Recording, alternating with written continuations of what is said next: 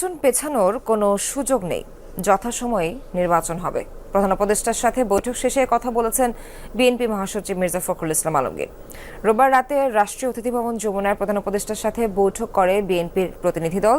BNP মহাসচিব বলেন, নির্বাচন সঠিক সময়ে হবে, এ বিষয়ে সংশয় নেই। প্রধান উপদেষ্টাও তাই বলেছেন।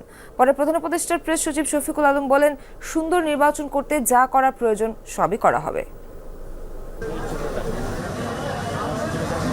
সন্ধ্যা 7:30টার দিকে প্রধান উপদেষ্টার সাথে বৈঠক করতে যমুনায় আসে বিএনপির প্রতিনিধি দল। ছিলেন দলের মহাসচিব মির্জা ফখরুল ইসলাম আলমগীর, স্থায়ী কমিটির সদস্য খন্দকার মোশাররফ হোসেন, গয়েশ্বর চন্দ্র রায়, আব্দুল মঈন খান, আমির খসরু মাহমুদ চৌধুরী, সালাউদ্দিন আহমদ, ইকবাল হাসান মাহমুদ টুকু ও ডাক্তার AZM জাহিদ হোসেন।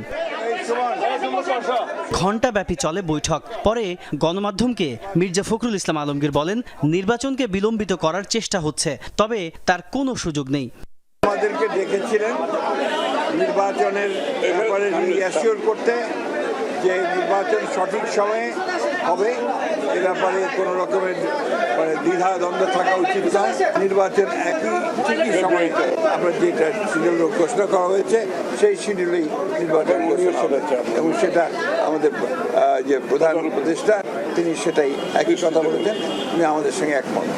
এক প্রশ্নের জবাবে তিনি বলেন, কোন দলের প্রধানের সঙ্গে বৈঠকের সম্পূর্ণ অধিকার রয়েছে প্রধান উপদেষ্টার, এটি তার নিজস্ব এখতিয়ার। জাতীয় পার্টির ব্যাপারে আলাদা করে কোনো কথা হয়নি বলেও জানান তিনি।